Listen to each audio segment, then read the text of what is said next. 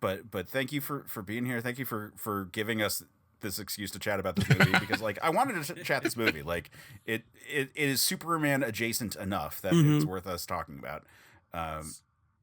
So yeah, let's do it.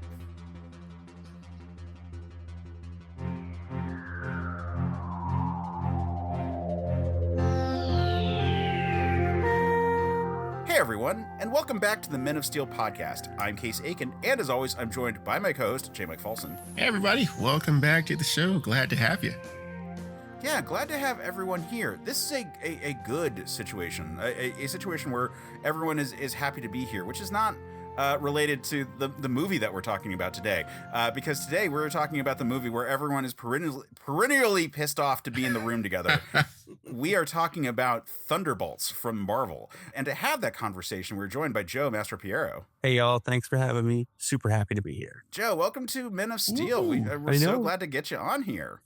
You have been a wonderful fan of the show, as we'll go into detail later on. But you've also been a fan of the network and have been a regular contributor to our Discord server. So it's great to actually get you on Men of Steel. Yeah, thanks, man. I'm actually really excited to talk about Thunderbolts and about the way it ties into Men of Steel. Yeah. This is the kind of movie that we'll get into the reasons why it makes a lot of sense to be in a conversation about a Superman podcast in a moment, just in case anyone has avoided the spoilers so far and it's still like new enough. There will be spoilers in this whole thing, and so we'll get into that whole conversation. I do want to take a minute because this is one of the rare times that we're actually like putting an episode out kind of ahead of schedule. Like this is going to be episode 145. Last night we recorded episode 150. Case spoilers. Podcast time is weird. Spoilers, Case. Oh my, yeah. We actually have the benefit of this coming out in a timely fashion, which means that we can talk about a little bit of news that happened recently, and that is that the first official full trailer, as opposed to the 3 teasers or 2 teasers that we got. It was already. like 2 teasers, yeah. 2 teasers, yeah. The first full trailer for Superman came out. And we want to talk about that, right?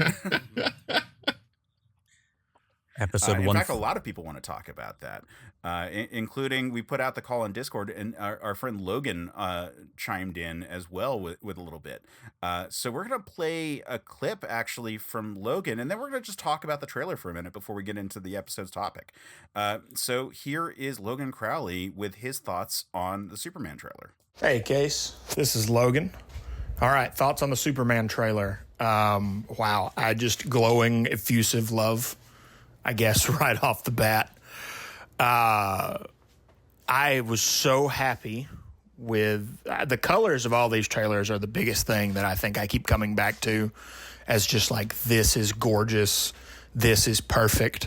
I feel like there is a very intentional decision to make the colors in this movie look like the way DC Comics were inked post-Crisis in the 80s. And you can tell me if I'm crazy on this, but I feel like if you look at the frames of this trailer and you look at John Byrne art from Man of Steel or Kevin Maguire art from Justice League International, it just so captures that palette. And I don't think that that's getting enough attention and enough praise. I am so excited and here for actually rural Jonathan and Martha Kent. I'll Get Your Boots was that sounded like it could have come right out of my grandmother's mouth. And as a guy who grew up in a farming town, and I'm a fan of Superman because he is the only superhero that is that rural American, that the home he grew up in looked like the one that I grew up in. That was so important to me to finally see that, because that has been, I think, a neglected part of adaptations for so long. You get it a lot in the comics, but a lot of times in the movies, they tend to shy away from that. And if they do it, it's sort of like Zack Snyder did, where they go home and he has a horse and buggy for his funeral. Why do the Kents have a horse-drawn carriage that looks like it time traveled here. I'm really not a Man of Steel hater, but that kind of thing has always frustrated me about presentations of the Kents. And from the minute I saw that Gunn was putting them in a converted trailer, which is so many, the homes of me, my parents live in a double wide, like a nice double wide, which is something that I think if you're not from the parts of the country like me and Superman are from, that might sound like an oxymoron to you. But to me, seeing them live in a nice converted double wide that is well taken care of was just one of those little things where I was like, God, that is perfect. That is the Superman version I have been waiting to see for my entire life. And this trailer also showed me that I think Corenswet is going to wear that cape so well. I think he cuts such a great Superman silhouette. I think the trailer is honestly maybe good enough to just give Brosnahan best Lois Lane ever. I know that sounds like crazy hyperbole, but just in that brief performance, I mean, I think she's the best Lois Lane casting we've ever seen. Just glowing praise. Are there things I could nitpick and be frustrated by? Yes, but you're only going to have so much time to play this audio clip, so I'm just going to use it on being positive. God, I can't wait for this movie. I'm so excited that it and Fantastic Four come out on my birthday. Just love it. And thank you for this opportunity. Also, can't wait to see you guys next time. And we're back. So the thing I love about Logan's insight into it is that he is coming from a more rural background. So like there's a lot of the things about the Kents that really stand out to him that don't necessarily immediately jump out to me. And I love his appreciation of that detail. And the fact that this movie is getting into that detail. Like the Ma and Pa Kent look very true, but they don't look like Ma and Pa Kent have ever looked before, right? Yeah. Like I was like that brought into conversation of like, I know this is like early Superman, but like, is it like year 2, year 3? Like, how's it up? Because they look a little bit older than I thought they would look from the trailer. I want to say, like, I thought they would be a little bit younger, but like they look like towards the end of the line for them almost. Well, that's pretty consistent for a lot of Superman lore. I mean, the original Superman stuff has his parents dying of old age before he even gets like out there. Yeah. I think they do a good job of having them look like a lower income family in middle America. Like it's doing a really good job of just like not looking. I mean, as much as I love Smallville, like they there's some really pretty parents of Superman in that show. What do you mean, Case? Dukes of Hazzard and former Lana Lang. I was also hoping that we get to see a little bit more of the farm too, but that was just me.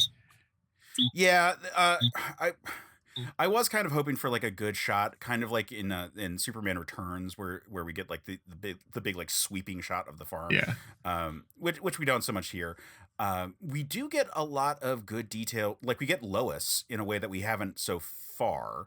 And it opens on that, which I think is really good. Well, we haven't had like her do that since like the first Superman movie, basically, which is a good thing. And this is a much more modern, like updated take on it. She's asking really hard questions, and he's squirming, which is a great detail. We also get like a chance to see Corenswet like do like the difference between Clark Kent and Superman, and like that's a really like his lean forward and shifting into Superman mode is really good right there. Mm-hmm. Yeah, I was really impressed with the way he shifts his voice up and down depending on who he is trying to portray at the time.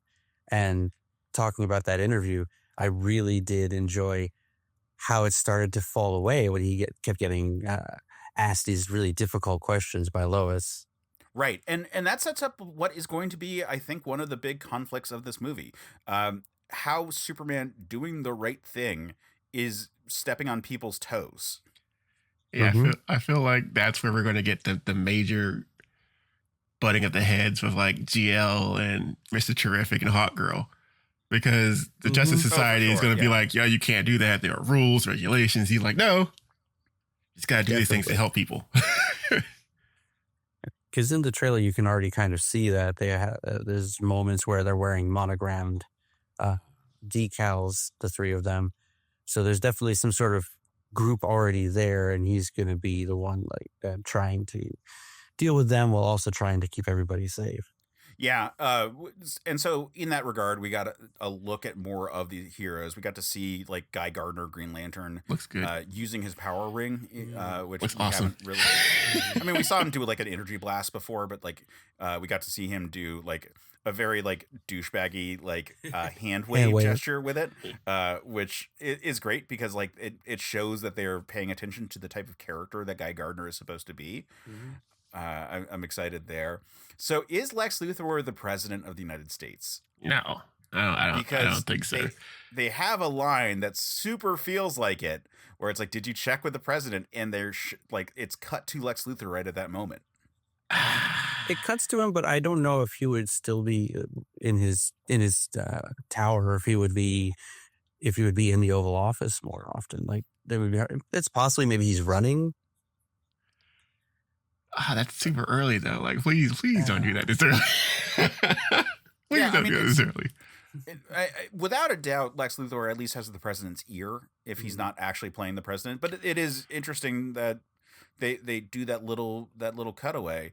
And of course, everyone knows like the whole joke about like Lex Luthor versus like real presidents who are like insanely corrupt. Lex Luthor actually like divested himself because of the emoluments clause, whereas say, I don't know, other presidents have decided not to do that because there are no rules apparently in this world. I did have a slight question though.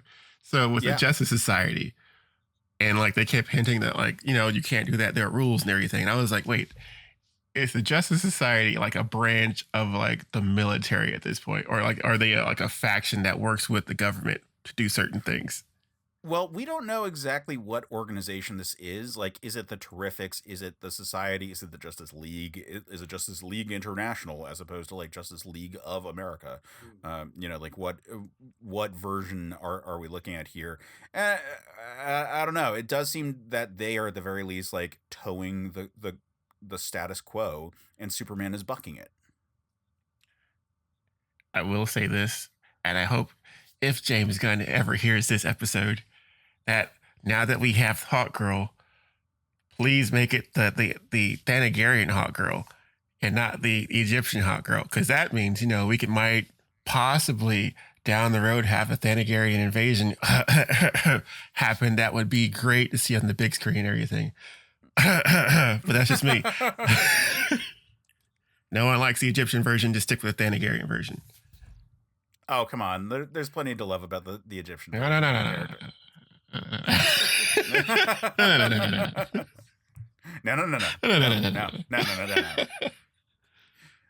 No. So great music in this trailer. I was very excited about it. Still echoing back to the Christopher Reeve theme, like the John Williams theme, but very updated. I loved the like string section when it's like you stopped a war, and it like is showing like the slow-mo, but like with these really like fast strings going for it. Like really excellent use of that. Like got my heart racing in those shots. Like just very happy with the way action is being conveyed in this trailer.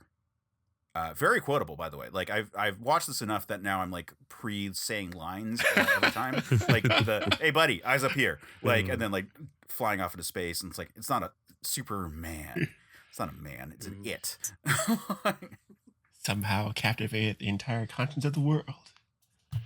I was like, oh, this is gonna be good. Yeah.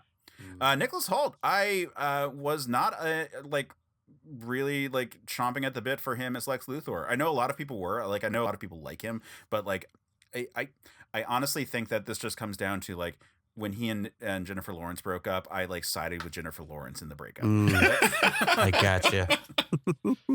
But I thought he looked pretty good in this, and his delivery was like very good at doing an all-star Superman-esque take on Lex Luthor. Yeah, yeah, definitely. I've been a fan of his. I really liked the way he was in Nosferatu, and I feel like he has the chops to do it. And I don't think he's afraid to be that kind of character on screen either. So I'm looking forward to it. I think he'll do a good job. Yeah. Superman fans are eating right now. We've got what looks like a really good movie. Certainly has the pedigree to be a really good movie. We have just gotten off of a really great live action series, and we have currently running a really great animated series. Season 3 coming up, hopefully this summer, right? Yeah, like good stuff. Good stuff. And it's we're getting enough good stuff that it actually makes sense to do, kind of commentaries on the Superman archetype. We're seeing that with Invincible. We're seeing that with The Boys. And now circling around to the movie that we're talking about today, this is your last chance. We're going to start doing spoilers right about now. Yeah. So anyway, obviously we're going to talk about Thunderbolts because obviously we have to, because the goddamn Sentry is in this movie. What? No. What about Bob? What about Bob? So let's back off. Before we get into discussing the movie and how they handle the Sentry in it, I want to talk about Thunderbolts as a property, and I want to talk about the Sentry as a character. So, Joe and Jmike, how familiar are you with the Thunderbolts? Not very. Yeah, I mean, I knew of them up until now. I knew that there was the Red Hulk team. I didn't know exactly how far back it went, but I always knew it comprised usually anti-heroes or villains very similarly to something like Suicide Squad, but I never really looked too deeply into it before. Yeah, so the original team goes back to the 90s, around, I want to say around 96, I forget the exact year, but it was right after the Onslaught story in X-Men, which is a story where all of the mainstream Marvel superheroes died, and they went off and did what was called Heroes Reborn, where they brought in Jim Lee and Rob Liefeld and their creative studios to take over the big Marvel books, or big in quotes, the books that were actually like kind of floundering at the time, but that they wanted to like give a shot in the arm. And in that case, it was Iron Man, the Avengers, Captain America, and Fantastic Four. But the event led with them wiping the slate clean of everything that any character that was like up for grabs in the MCU. Basically, they took off the board. So the X-Men were still around, Spider-Man was still around, just like, lesser characters were given some space. But the idea was there was this big void of superheroes going on. And Thunderbolts opened up with like this new team of superheroes showing up to save the day when I believe it's the Wrecking Crew. There's like a small incident at the beginning of the first issue. Then the Wrecking Crew shows up, and they handily deal with them, even though they have like some concerns about it, which at first you're supposed to think is that the Wrecking Crew are tough. The Wrecking Crew are all like humans that have been enhanced with Asgardian magic to like be like able to fight Thor, and each has like a weapon that is like something you would use in construction, like a crowbar or like a wrecking ball. One the character has.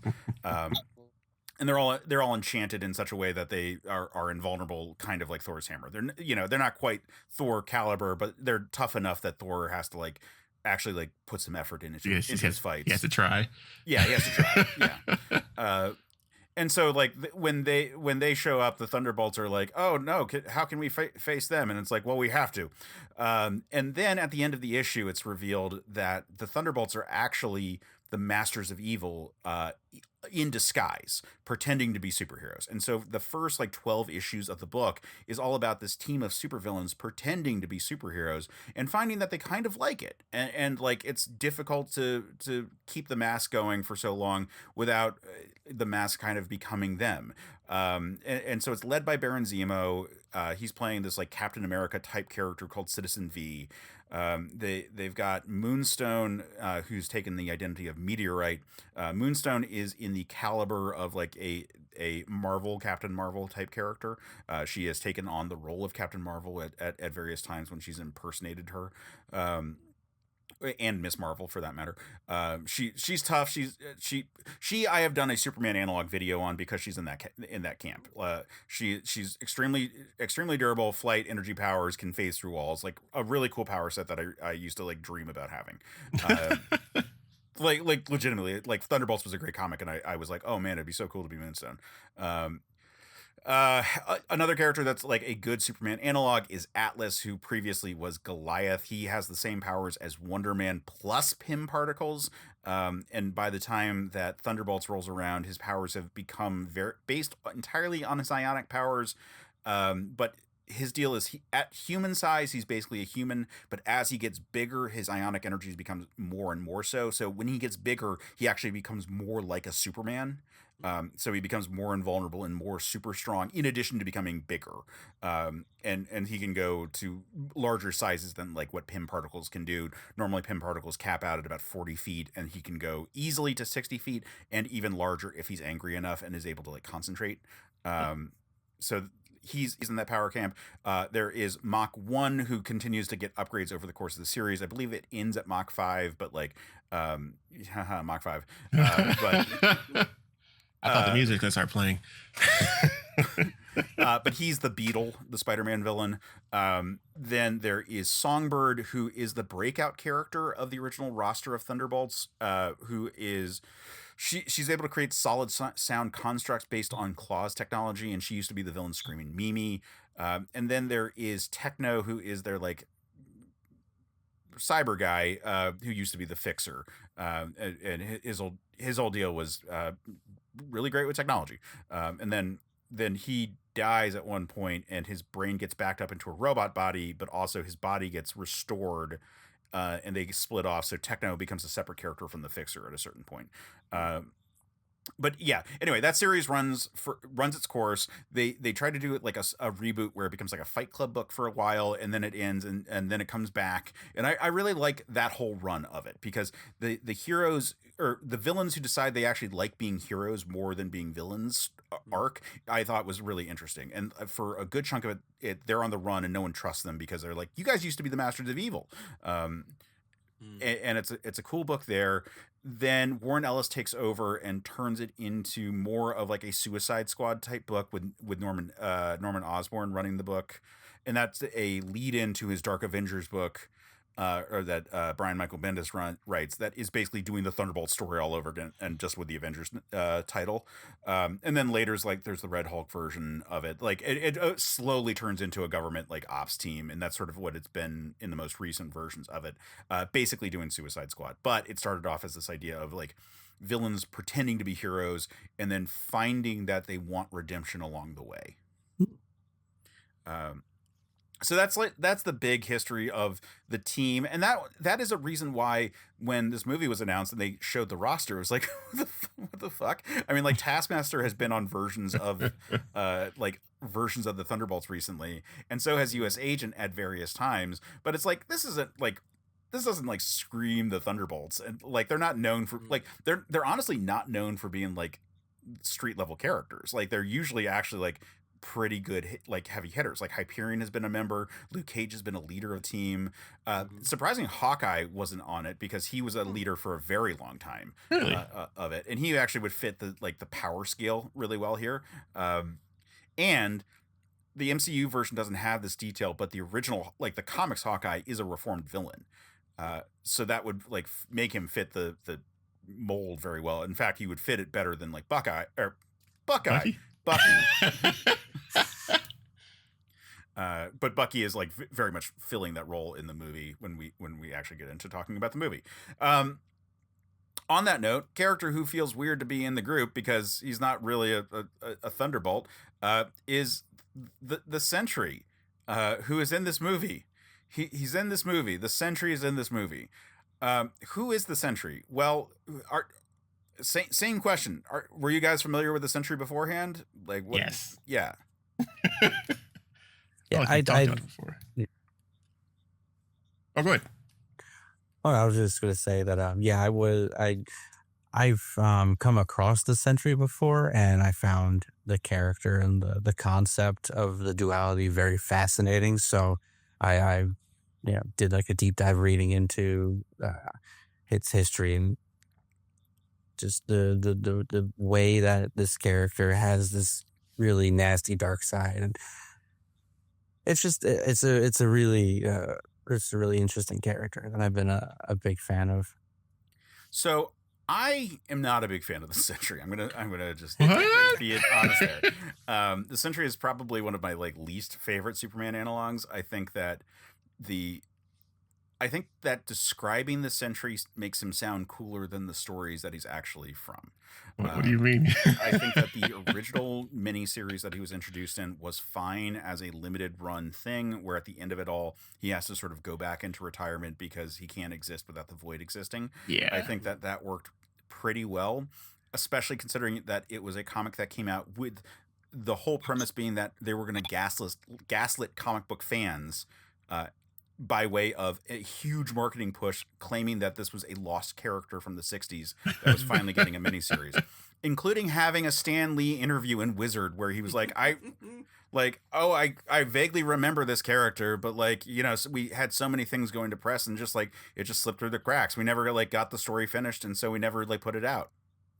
And so like you think, oh, this is actually like this Miracle Man style like reinvention of this character, and then no, we're just fucking with you the whole time, and that's fine by itself. But here's the thing: it was popular at the time to do those kind of stories. There's Triumph over from DC when Zero Hour occurred, who was supposed to take the place of Superman in the pre-crisis continuity stuff, like all the foundation of the Justice League and all this stuff. He was a character who was just a Superman knockoff, but with magnetic powers that like you put into that slot. The idea of we're just going to have a character who is like, no, he was always here happens a lot because of the reinventions that DC has done a ton of. They've tried to insert a whole bunch of characters to be the fit in for Superman because they keep on trying to like update Superman to be a newer and newer character. So that part isn't new. And Marvel has another character who is very much like that, the Blue Marvel, who I think is a more effective version of the Sentry story because they have additional complexities due to the fact that there was just inherent racism in a black superhero in the 60s. And like, I think that is a cooler version of the character, and is kind of just one of those things where like, when he was brought back after his initial miniseries, like they kept on trying to be like, look how fucking powerful he is. He can take on Terex the Tamer and not have any goddamn problem. And like, that's very powerful because we're talking about a Herald of Galactus level of power. And like, that is power creep that I just don't care for in the Marvel U, because there's like a tier system in like of things that care about Earth and things that don't give a shit about Earth. And if you are dealing with the things that don't give a shit about Earth and you're just winning, then you don't give a shit about Earth. Like that's the tier you're in at that point. And so why the fuck are you around the planet?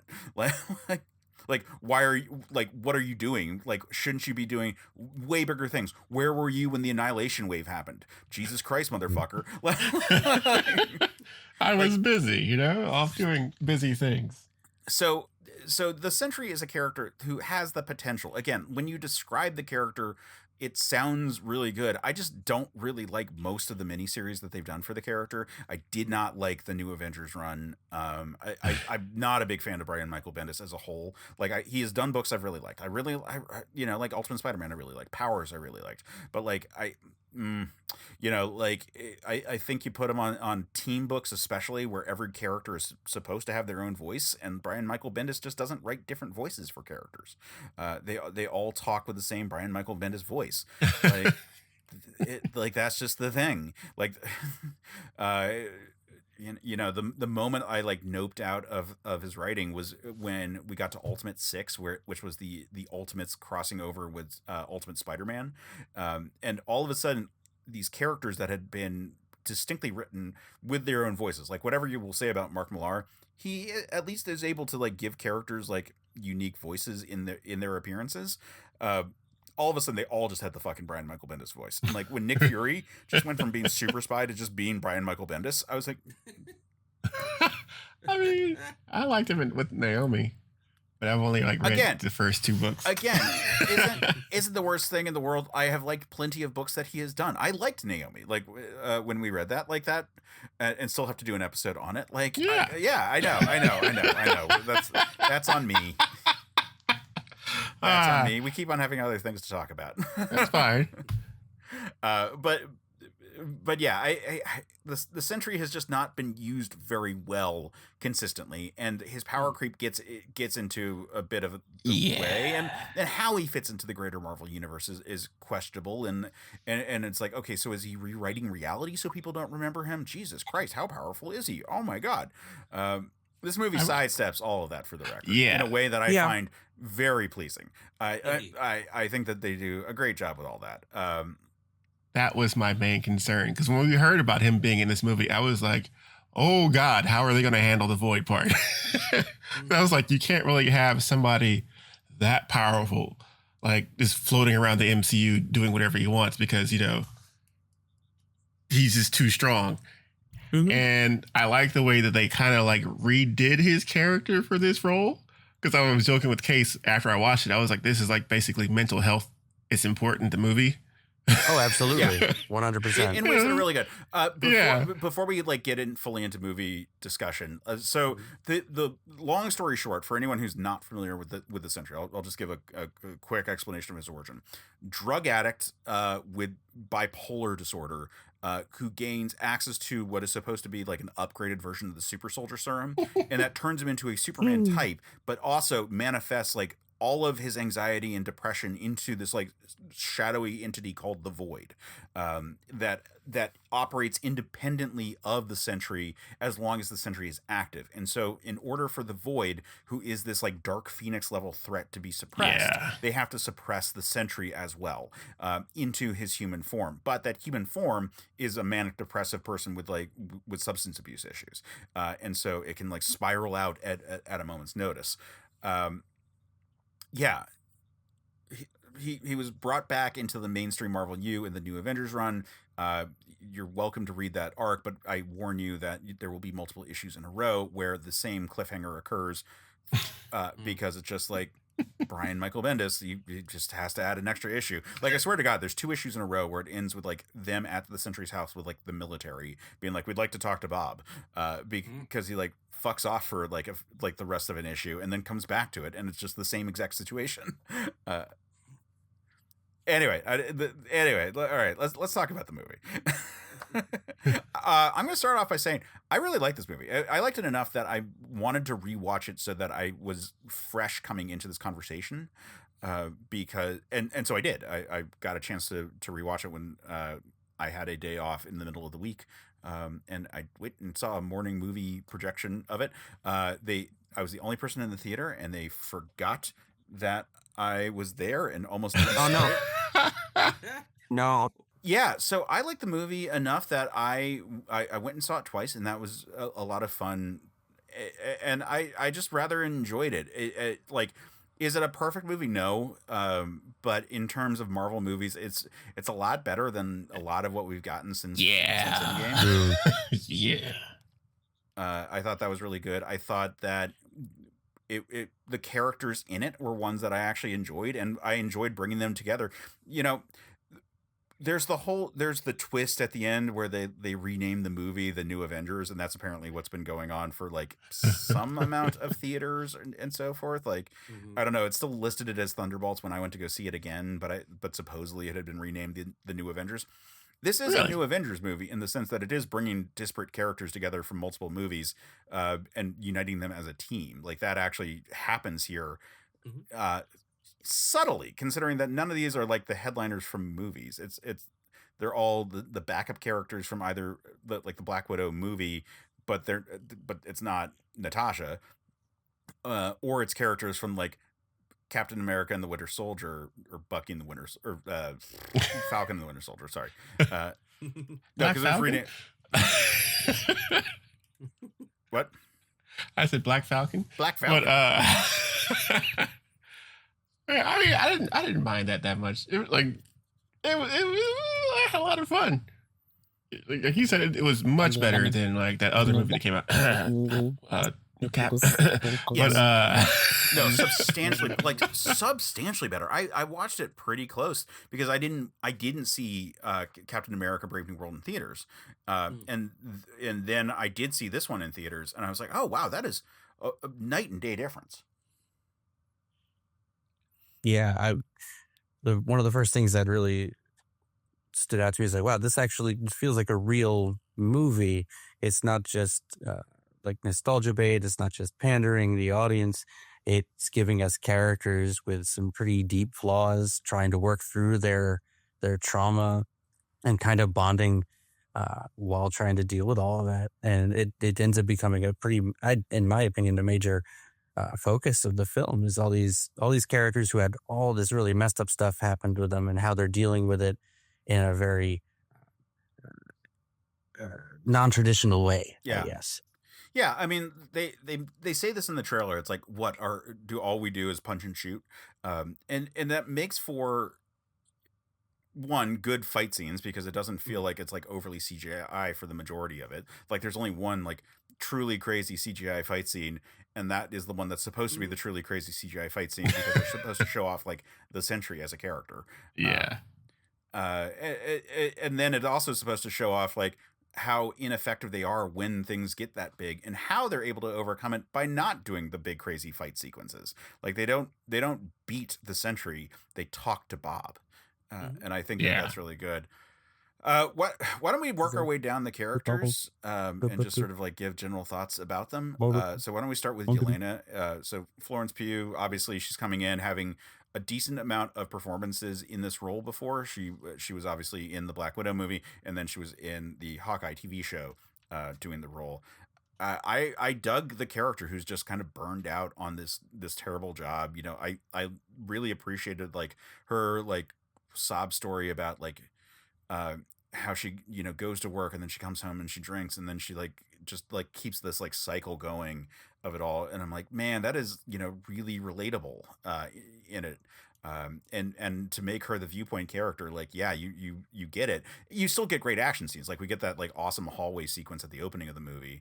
And like her, that the whole break-in, which I do really appreciate that it's set up for the Sentry stuff. There, but we get good sequences with her, and you believe that people are gonna warm up to her. Like she has great humor, like she's funny. She's funny in universe funny. Like she doesn't feel like when she like makes a joke that like when she's like, I'll call an Uber, like when their like convoy gets like blown off, like you feel like that's a kind of line that someone would say in the real world. So really appreciated her. Definitely see her taking over. I made this comparison earlier, like when we were talking about how they're gonna try to like use her to be like the anchor for Bob later on, because they might try to redo the whole like Black Widow Hulk relationship. Where she's like, the sun's getting kind of low there, and they bring them back. I had the same thought about that. Like, I was like, they're trying to read. I was like, I don't mind it because it works great, but like they're trying to keep that whole dynamic there with them. Yeah, I can definitely see that. One of the things I really enjoyed, and this kind of an aside, but that first few minutes with her monologue at the beginning, and having her leap off the building, the fact that they did that completely real, letting Florence Pugh jump off a building was almost kind of saying, I'm sorry for the incredibly bad CGI jump that she had in Black Widow. Yep. They're like, well, it's okay. We got it. This is different. Trust us. And when I saw that and how like just the way that she was talking about how that there was something missing and that she just effortlessly drops off of the building, I knew that there was going to be a bit more to chew on in this film. Yeah, for real. Again, she's a great viewpoint character, and having her experience this sadness, that this depression, that and having that be something that she can relate with Bob when we get to the end of the movie, like it's so much more effective than just we're gonna fight our way through this all. But Yelena is still a great fighter, and like they do a lot. They make you believe that she's a really capable fighter in these sequences, even though she's like one of I think looking at she's the only non like superhuman in the group. Like everyone's low power, but like they're all superhumans. Like US Agent is very much so. like Ghost obviously can walk through walls. Red Guardian is a weaker superhuman. Bucky, they have made clear over time that he is much more superhuman than we were initially led to believe. Yeah, I kind of like that this is like analog the movie, because we have a Superman analog, we have a couple Captain America analogs. Yep. It's nice. It's like the stand-in movie. The B team. Wait, are they more like a C team? Go around like an FG team. Like the C- team. We're like, is there no one else? Is there really no one else? Well, I guess we got to use these guys. Yeah. Well, I like the headline where it's like the B Vengers. Yes. At the end of the movie. On that note, why don't we move on to Bucky, who, thank God, they're moving away from this whole stupid he's a congressman plot thread. Like, some people have been like, man, he's done. And like, sure, he might be done. Like, we don't really know where he is at the end of this movie, but he's a member of the Avengers at the end of the movie. So like, I guess he's no longer a congressman. Val says that like not even a full term, but like I'm assuming that's because she's implying he's about to be arrested. Like, it's like he hasn't really done much to like say I'm not a congressman anymore. But you know, fun use of him in this movie. Like I appreciate the motorcycle sequence. That's a huge throwback to like his introduction in the original Winter Soldier movie. Right down to him having the bowcaster magnetic grenades that he like fired. So that, you know, that's appreciated. I like him trying to be an espionage guy in Washington, where it's like we can stand here away from those cameras. And what'd she say? She's pliable or something like that. Like when he's like, yeah, I know what you're talking about. Yeah, when he's talking about Mel, who I totally thought was going to die halfway through this movie. Well, we'll talk more about Mel in a second, but yeah, fun use of Bucky. Nice having him sort of feel like the adult in the room after being like the guy on the run for so many movies. So interesting transition there. I really adored Ryan Hoult on the iFanboy podcast when talking about this. Joked that like the one like DC shot of him that is like, oh yeah, it's exactly like someone who's new to DC. Like he's eating Ben's chili bowl. Oh yeah. But I'm just always happy to have him, and it felt good to use the character in an effective way. So later in the movie, when they like go through like Bob's like mental palace or mind palace of torment, and it's like, no, it was great. I had a great life. I didn't need to see it. I was perfectly happy with that. Like, I thought that was a good joke right there. Mm-hmm. I don't know. Any other thoughts about Bucky? I was hoping we'd get to see him argue with Sam a little bit, but like I was like, oh wait, like they mentioned it at the end that he and Sam didn't like really agree on the whole Avengers thing, and I was like, they missed an opportunity. Well, we still might see it. I like the supposedly that footage was shot like on the set of Avengers Doomsday, so they're certainly thinking about how they're going to like play off the two teams against each other. Oh, definitely. And getting back to the like where this comes from the comics, like the new Avengers went hand in hand with the Mighty Avengers being rolled out. So like it makes sense that there would be two teams operating simultaneously. Red Guardian, David Harbour was a lot of fun coming back. Hilarious. Yeah. Like a lot of fun. There was a moment there where it's like moving to DC, best decision ever. Isn't this technically Baltimore? No, Baltimore steps blocked over. Baltimore and DC are not actually right next to each other. No, like, they're like there is definitely a line, and the charitable interpretation of it is there's a line for where when you are considered in the DC metro area versus the Baltimore metro area. But they are just not quite that close. Like they are an hour drive from each other. Yeah, there's big an hour on a good day. Yeah, like I live directly between them. like I am 30 minutes either way for yeah. Okay, well, if you ever need a limo, that's true. I love the passion that David Harbour brings to every single role he's ever in, and he shows it with Red Guardian. I love the way he portrays the character. I love the fangirling he does over the Winter Soldier because he knows his history. It's so good. I love the running gag about the Thunderbolts name in this movie. Like, Yeah. even though it's unrelated,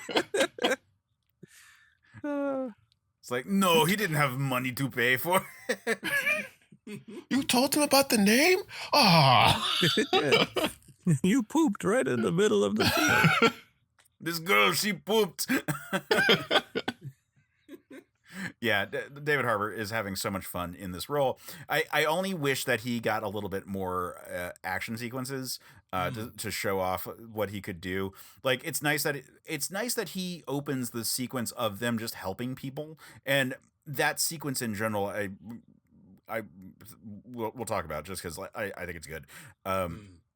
But it's nice having Red Guardian being a hero and opening that up, and we have those moments again. I would like a little bit more action with him. We just don't get quite enough of that, but you know, he's effective enough when they bust into the room with or like into the foyer of Avengers Tower.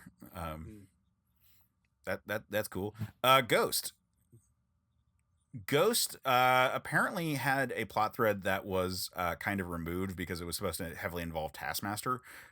So she's really a little less used than she would be otherwise.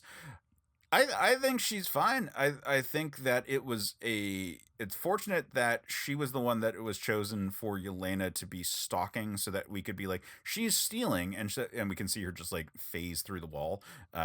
Because like anyone who's like observing Yelena is going to be like, how did she like just walk in here? And it's a good thing that the douchebag who doesn't pay attention to details is the one who is watching her. But Ghost, fun to bring her back. I really enjoy all of the Ant-Man movies, even Quantumania. But like, she was a great part of Ant-Man and the Wasp. I like good use of her, like good limitations on her power, but also really good for like interesting fight choreography. Like her phasing through people was really cool. Like really, really useful stuff there without it being like, you know, game breaking. Like she's got a distinct power, but there are real limitations to it. It was like, is it 1 minute? She said, yeah. 1 minute. Okay, cool. I was like, I hope she's counting, or she has a counter. I imagine there's like a HUD. Oh, sucker! She was like, oh snap, I got time. I pull up Mr. Incredible. I got time, and then like half in and half out of a wall. Oh no. But moving on to Taskmaster.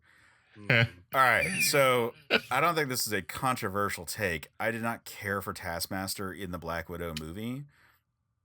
I will say, well, case looks like they agree with you. The limited use of the character in this movie somewhat redeemed the character for me. I was actually like on board when she like opened up her visor and she's like, I'm not here for you. And then like went back to fighting using like all the different styles of different Avengers. I was like, oh, okay, this might be like a good like reset for the character, because like my problem was she was like a drone in the Black Widow movie. And it, like it felt gross, like what they did to her in the movie, and then like how they like, and like how like it relates to the character and like all that, like none of that worked. But despite the fact that they have like a pretty good use of her for the very introduction of the character, she then dies to set up the stakes for everyone else. So that's another big spoiler in that one. So hopefully if you actually care about this, you checked out when I said that we had spoilers coming. But also not a big surprise, because like aside from like one or two shots that they like superimposed her into in early press material, like it was pretty obvious, like when you look at the marketing material, that she's not in most of the movie. Yeah. I think she got like 7, maybe 8 minutes of screen time. I think that's how long that fight sequence lasted. About there. Yeah.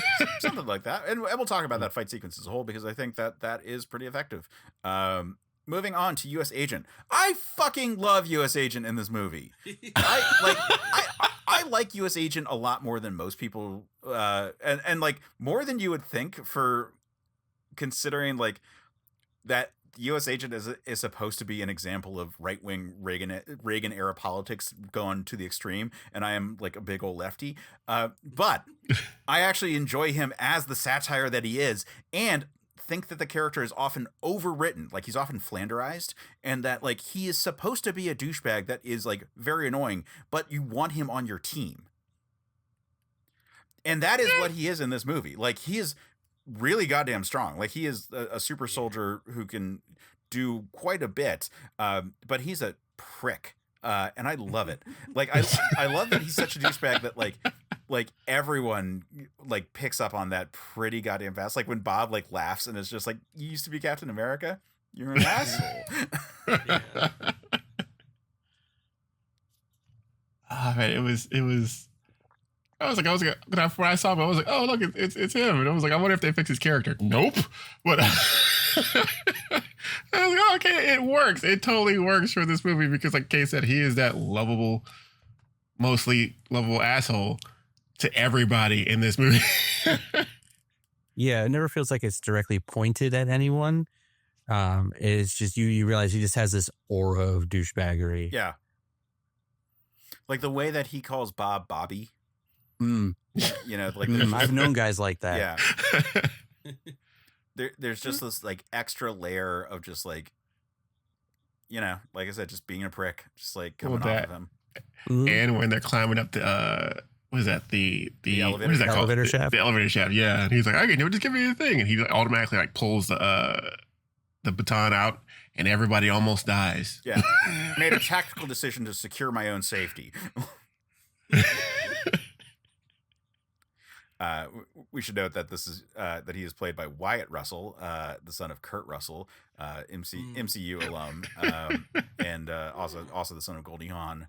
And I rather like Wyatt Russell. I like he has recently been playing more of these like military types, and by that I mean he's played U.S. Agent.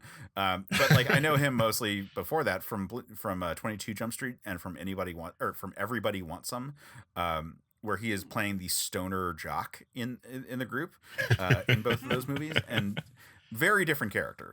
Yeah, like has this like surfer vibe as opposed to this where it's just like, yeah, man, I have shaken the hands of 2 U.S. presidents. Obviously, I'm supposed to bring you all in.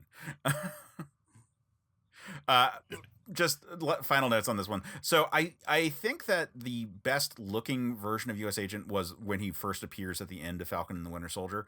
But I do like his look in this. The Captain America design in general and the U.S. Agent as a subset of that is very difficult to like get right. And they have consistently done that in the MCU. Like a big patriotic uniform like that could look very bad, but they do a good job with U.S. Agents like looking just like additional armor points on his like chest piece. And I like his reliance on a gun. I love the whole joke when they're like comparing guns, and he's like, I got a 45 with a long barrel. Yeah, it's kind of long. Let's move on to Val. Valentina.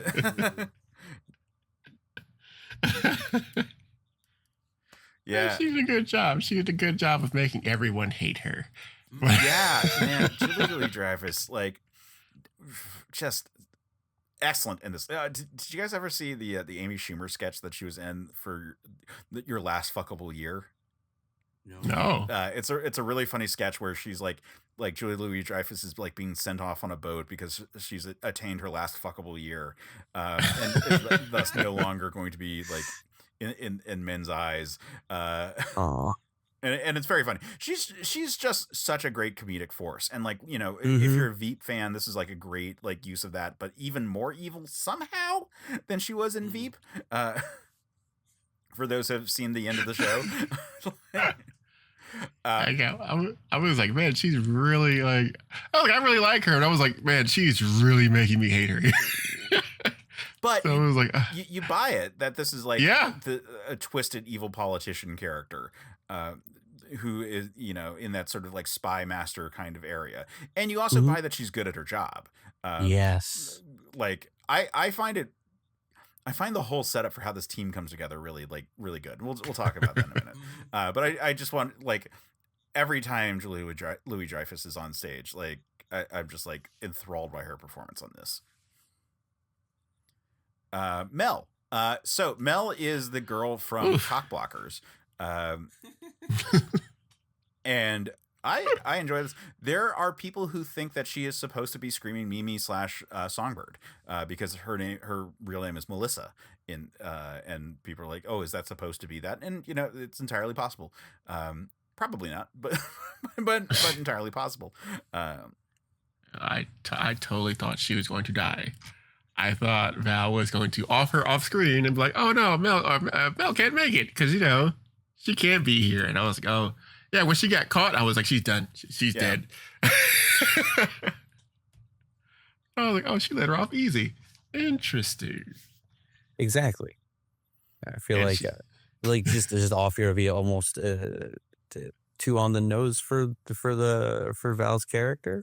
I feel like she's to quote a different movie. She plans within plans. She's incredibly ready to go. Or at the very least, ready to like pivot with new information. Yeah. As what comes up when she gets her hands on Bob, and Bob. All right. So for one thing, I didn't know that this was Bill Pullman's son when he walked on screen. But the second he walked on screen, I was like, this is Bill Pullman's son. Yeah. So I dug him in general. He's not as schlubby as like Bob Reynolds is supposed to be in the comics. But you know what are you going to do? Trying to explain that kind of transformation was going to be way more effort than it's worth. And I enjoyed him throughout, like him being kind of nice and kind of just like self-deprecating and whatnot. You're like, I can see why he's like charming, why people want to protect him. And then when his powers start to manifest, like I love the void concept in it. I love him having these like rooms that he's like hiding within. Like I thought that was really good. Yeah. I was surprised at how effective he looked as the Sentry. Like they did really good. Like when they color his hair and put him in the Sentry outfit, I'm like, oh yeah, he actually looks like the fucking Sentry. And I didn't really expect that based on what he looked like up until that point in the movie. He doesn't look that assuming, and then you put him in this like Golden God costume, and you're like, oh yeah, no, I guess so. Never mind. Yeah, the costume totally worked. I was when he finally came down those stairs, I was like, holy balls, that looks awesome. Yeah. Because before that, you had Val like, you could do this. You're an amazing person. Blah blah blah blah. And I was like, oh, this can only end badly. Then he walked down the stairs, and I was like, oh, pretty good. Pretty good. I'm impressed. Yeah. And then the void effect, I think, was so good. Like making him just like a pure shadow upon himself with them those glowing eyes. Like really good look. And then like the growing darkness out of him. Was a good effective feature. And the Hiroshima style shadows as their way of like once it starts becoming a lot of people, you're like, oh, this can be reset.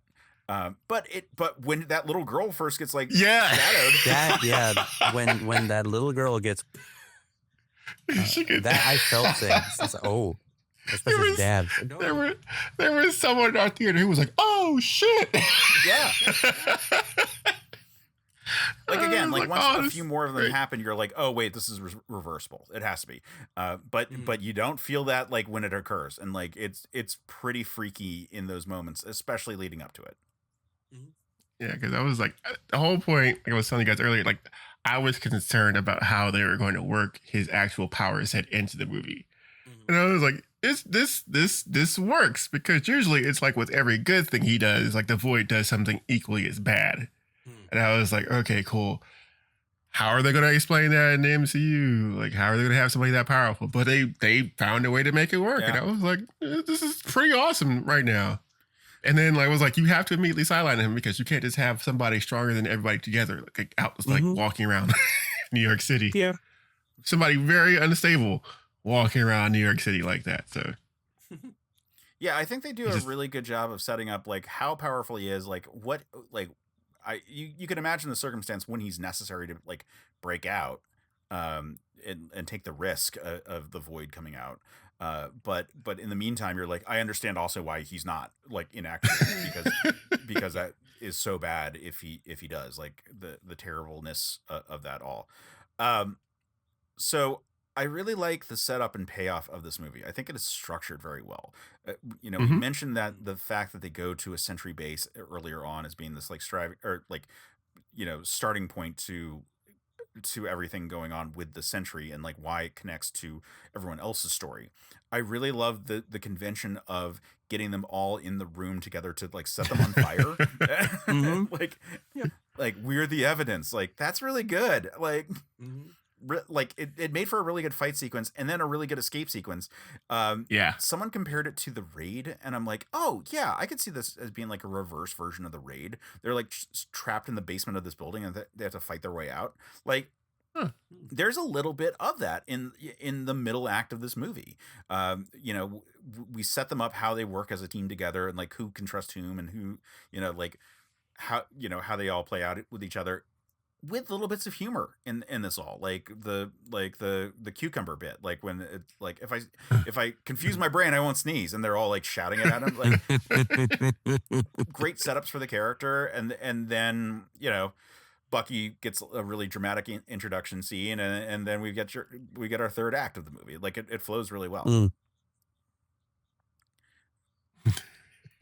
Red Guardian is like, the Winter Soldier, right. Yes, and then, oh no.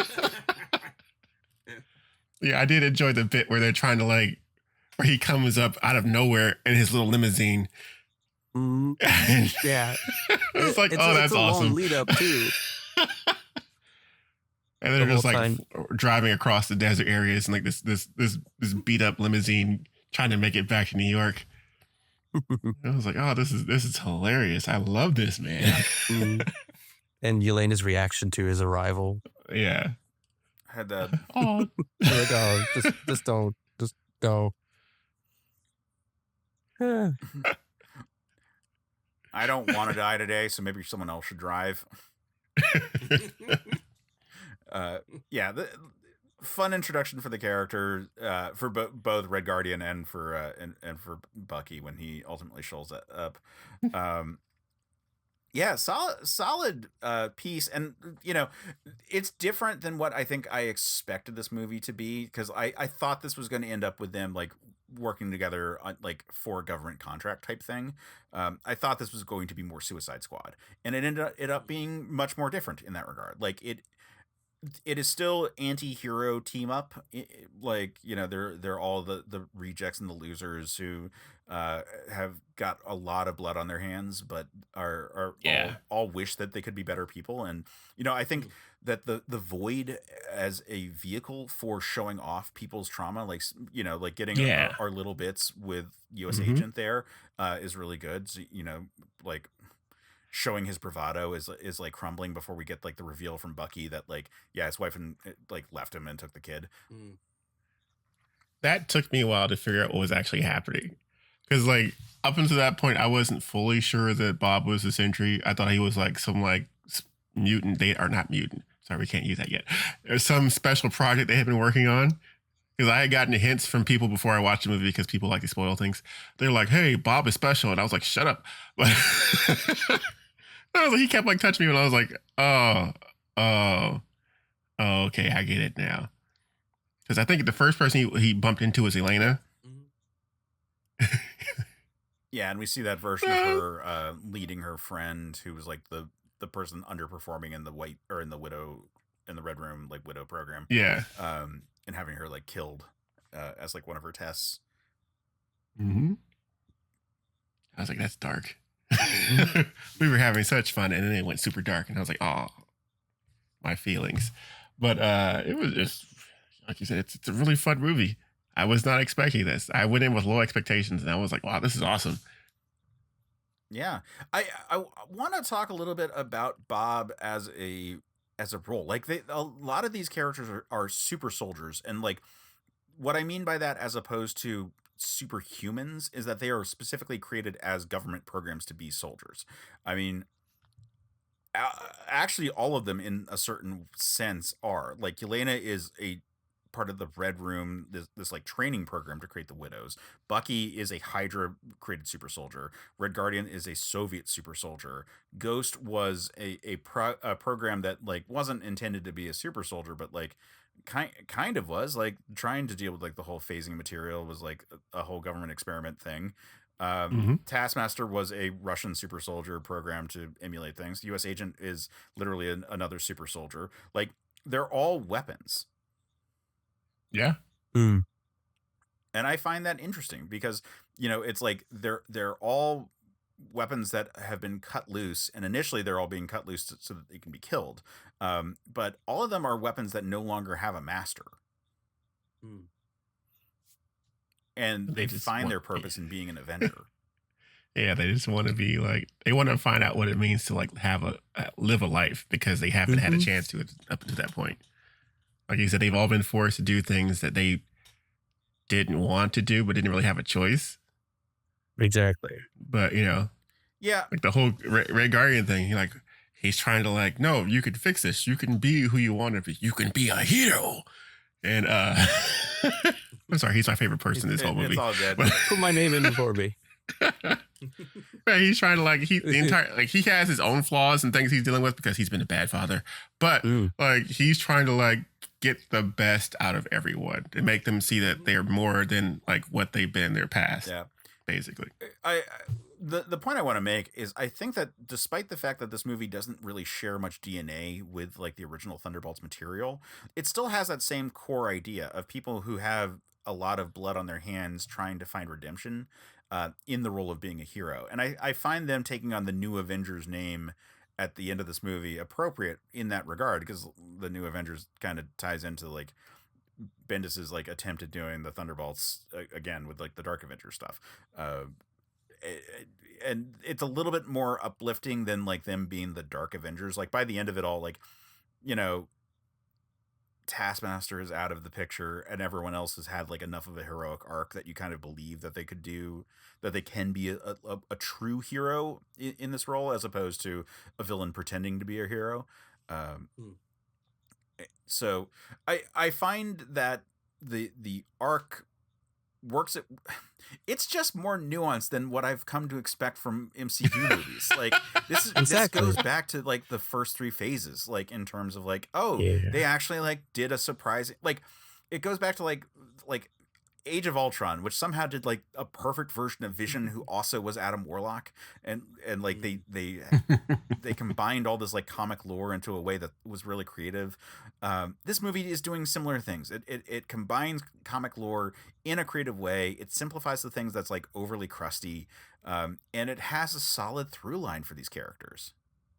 Yeah, I have no complaints. No, yeah. The writer they got for this film is impeccable. Some of the most emotional episodes of The Bear were written by her. And she's very, very good at I guess, exposing a character's flaws and their vulnerability, really getting to experience it, usually in as like almost as simplistically as possible. So you get that in the scene with Yelena and Red Guardian when they have a very heartfelt conversation. You could feel like the weight of everything they've been feeling and how they shed it in that moment to a degree. Like there's so much more substantial as far as writing and character goes than anything we've seen in a very long time. Yeah, that again, like this was a surprisingly solid Marvel movie, and supposedly this is like the first movie of like the new direction for the company, which I'm excited about, because if they can do something that asks this many questions about like the archetypes that they're playing with, I'm going to be very happy with it all. On that note, one final thing I wanted to discuss is like, so the Sentry is part of this wave of like unstable or dark Supermen, and you know, it's interesting for us to be looking at that as we are gearing up for a proper, bright and shiny Superman, as we discussed with the trailer. So Joe, like, this is your chance to sort of like wax poetic. Like, why do you feel people are responding to both the dark Superman and then also to the more traditional, like, positive view of it? Like, do you think there's something in the zeitgeist that really speaks to either version of the character? Oh yeah, I mean, I feel like for quite a while, people didn't want just I guess hope for hope's sake. I feel that a character of such power needed to be flawed to a degree to make them human. And one thing that I learned to love a lot about Superman is one of his most powerful aspects is his moral compass that was given to him by his family and his support structure, his network of people that he can rely on that don't need to have powers, but they're what give him both his hope and his duty to protect them. And I think sometimes people just kind of want to see, well, what could happen if Superman didn't have that? What if he grew up with a very abusive family, and then you get something like the Sentry? Or just if the character just didn't really want to follow along with what everyone else is doing and wants just really grows into selfishness and just anger and hate, and you get characters like the young boy from Brightburn or Homelander. It's important with a character of such immense power that they also have some sort of support or guidance. And I feel for quite a long time, we were more interested in seeing the what if that didn't exist. But nowadays, I kind of feel like we're all due for just a little bit of hope and a little bit of that support structure. And I'm raring to go. I'm really looking forward to seeing just a person willing to put themselves in harm's way and to protect as many people as humanly possible, whether or not that means you're doing exactly what's expected of you and what might be perceived as right. I think it's going to be more unifying. And I think that's another thing that those more negative and more flawed Supermen don't really have. They don't have a unifying force. And I feel like we've been in a world of division for so long. We could certainly use a bit more unification in that regard. Yeah. Hopefully the movie coming out is going to be a thing for us to rally behind. Hopefully superhero movies in general are taking a turn in a more hopeful direction. I think that the MCU had its peak with Endgame, and then has been sort of floundering and like hasn't really known what kind of message it was trying to tell. And so hopefully with the new Superman movie that we kind of can move into having a new thesis about like what is the value of this kind of archetype that we're exploring. Like, this is the nature of Men of Steel. Like, what is the value of the Superman archetype, and what can you glean, like what lessons can you glean from it? So on that last point, is there anything about Thunderbolts that, from the perspective of a Superman fan, we haven't covered in this all? So Jmike, is there anything that you wanted to talk about with Thunderbolts that we haven't discussed? Need more Red Guardian. Yeah, I would agree. A little bit more Red Guardian wouldn't hurt. Like, I think you kind of summed it up where, like, Superman comes from the background of, like, a good community around him that, like, inspired him to be better and to do better and to, like, see the best that people have to offer and want to inspire hope in the people who need it the most. Sentry didn't really have that. Kind of a guy who was always down in his luck and was given like this olive branch, like, hey, buddy, you wanna be somebody, you wanna do better, and they injected him with a whole bunch of super soldier serum, and like he's where he is now. And this is kind of like him learning to be a better person in himself and with himself, and not like be so hard on himself all the time. And that's how they kind of portrayed it in the movie, where like you're not by yourself, you're not alone. There are people who like love you and want to help you out and care for you, and you don't have to do it all yourself. And I was like, this is a very good movie for that whole point. Mental Health, the movie. It's awesome. You guys should go see it. How about you, Joe?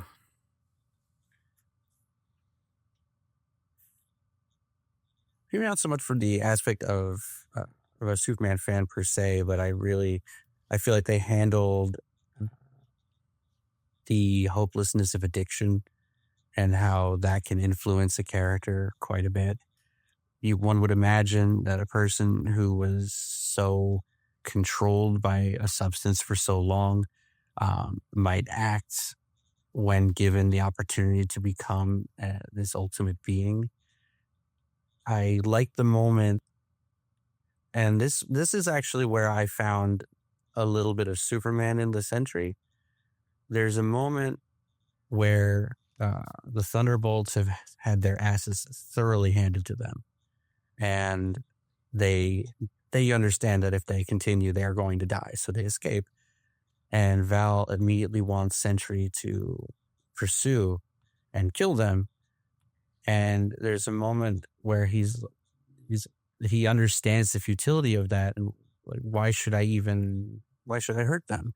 They literally can't hurt me.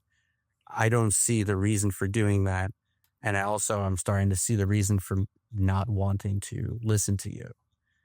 So for a brief moment there, we almost get a Superman in that regard, like before a literal switch is flipped.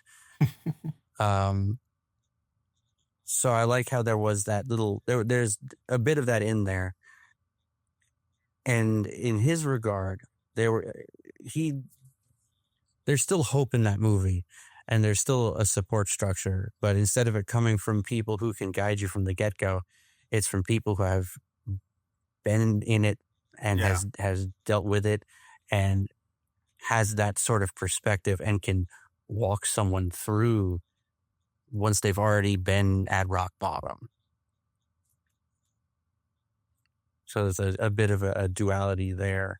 And I'm looking forward to seeing what we might see of Sentry in the future in that regard. Yeah, like a line that really resonated with me was how Bob had internalized, "You always make it worse." Yeah. I thought that was such an interesting detail about the character that they explored further and further, and like we got into the psyche of this character. They show how much of a burden power would be on a person who has issues to work through, and it does a really good job. Like, again, this movie is just surprisingly good. Like, great action sequences, great pathos for their characters, a lot of like thought going into it, and just really appreciate it. And it's like fun and quippy. So like I highly recommend the Thunderbolts. I think it's a dope ass movie. Seconded. Yeah, I agree totally. So why don't we move on? This is actually a weird situation. So pulling back the curtain for Men of Steel. Normally we just record these in the order that we record them, and they just go up as episodes. But there's podcast time, and so usually there's kind of a delay. In this case, because the movie is still in theaters and the trailer just came out, this was an opportunity for us to drop an episode a little ahead of time. So we're actually pretty far ahead of schedule, and so I can actually tease out some of the episodes that are coming up for once, which normally we don't get a chance to do. So I'm going to actually go over, because this is episode 145, and we actually know everything from now to episode 150. and that is unique for us to be that far ahead. So I figured I might as well drop those little teasers into this. So next up, we are going to be talking on Men of Steel about the Incredible Hulk versus Superman, also with Logan Crowley, who joined us for the Silver Surfer Superman crossover. And also had his voice memo earlier in this episode. Then we've got the Supergirl from Krypton, where we're talking about both the Batman, Superman, World's Finest issues that did that story, as well as the animated movie Batman, Superman, Apocalypse. I think is what it's called. We don't have to talk about that one. And so that's with Alex and Amanda Ramsey from the Night of the Batman podcast. Then we are doing Superman versus the Amazing Spider-Man, and that is joined by Adam Lance Garcia. Then we are talking about Class War, which is an indie book about what if Superman dealt with like the like the geopolitical nature of like Afghanistan right after 9/11 with Jesse Fresco. And then for episode 150 of this show, we are talking about Super/Man, the Christopher Reeve story with Ryan Luis Rodriguez. So there's a lot of cool episodes coming up. We just needed to shout those out. And all of those episodes at this point, aside from Super/Man, have been teased on the Discord. So if you're curious about what episodes are coming out, join our Discord. The Men of Steel chat, I drop episode art when I complete it. And so that is, I try to get those out ahead of time so people can be anticipating the works that we have. So check out our Discord. It's a great place to interact. Joe is an awesome member of our Discord and chats with us all the time. Jmike is a member of the Discord and chats some of the time. But that's the best way to interact with all of us. So, if you have thoughts about the trailer, if you have thoughts about Thunderbolts, or the new Avengers name change or any of that, check out the Certain POV Discord. There are links all over our website, certainpov.com, in the episode descriptions that go up on YouTube, all that jazz. You can, or if you can't find it, let me know and I will send you a link directly. There's no requirements to join. Just like come on over and have a good old chat. That said, we have other stuff going on and places where people can find us. So in addition to the Discord, you can find me on the Bluesky at ksagan.bsky.social, or on Instagram at Quetzalcoatl5, because I'm holding on to my AIM screen name for dear life. Jmike, where can people find you and follow you? Am I supposed to call it the Bluesky now? The Bluesky? The Bluesky. Crack open a couple of You Blueskys. can find me over on the Bluesky, apparently, at j5.bluesky.social. And like Kay said, I am occasionally on the Discord. I'm a lurker. I don't post very often. I just lurk. Yeah. Joe, how about you? Where can people find you, follow you? What have you got going on? I'm I guess like the reverse. I'm more of a lurker on the Bluesky than I am in the Discord channel. But regardless of where you look for me, you'll find me at Joe Decahedron. Which is a name I love. I've told you that before, but awesome. I adore that as a name. Yeah, I like puns. I like polyhedral dice. I play a lot of games with them. I participate in an actual play podcast called Dice Training, where we focus on having a very inclusive table and providing a safe space where we could tell good stories. Aside from that, I have one or two things on the back burner that are in the back of my head.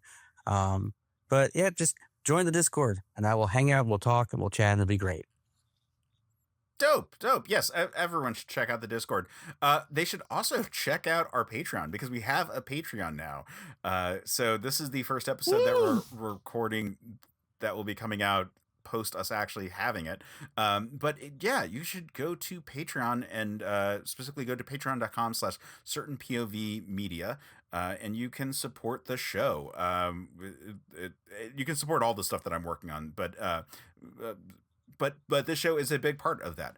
And on that note, we should thank the people who signed up. The first 10 people who joined are all executive producers on that. So we have several people to thank, and that includes Carter Hallett, Sean Muir, Lee Greger, Memento Young, Logan Crowley, Joe Mastropiero, Ayo, Casey and Nancy Aiken, Adam Samter, and Keith Lettinen. So those are the first 10 people to join at paid tiers, but we also but you could join and get that benefit if you join at the Kryptonian Science Council level. But there's plenty of tiers. There's a free tier, and so far all the benefits that we have provided for Patreon has been available to anyone even at the free tier outside of the shoutouts. But that is going to keep getting developed as we go. But on that note, I have been writing a bunch of essays for the Patreon, and some of these are just like thoughts that I just wanted to like spit out. Other of these might be things that turn into videos later. We'll find out. It's just a opportunity for me to sort of like wax poetically about things that have been on my mind. And so if you join even at the free tier, you are able to check out those essays that have been coming out. At this rate, roughly it's been 3 a week, but my goal was 1 a week. Okay. So we'll see if it's I'll get better about scheduling them ahead of time as opposed to just like being like, there's out. But you should all check that out. We would really appreciate the support. The show has been going for now close to 150 episodes, and it's been wonderful, and we're going to keep going, but it would be nice to have some of the cost of production offset by other things. Just throwing that out there. So, that would be appreciated. That money will go to me, Jmike, and then to also Sam, my co-host from Another Pass. So, we would very much appreciate your support. Joe is awesome and supports us. Be like Joe. Be like me. But on that note, I really appreciate, Joe, you being here. I really appreciate the audience coming to listen. Until next time, stay super, man. Men of Steel is a Certain POV production. Our hosts are Jmike, Folson, and Case Aiken. The show is edited by Sophia, Ricciardi. Our logo is by Chris Batista, and episode art is by Case Aiken. Our theme is by Geoff, Moonen.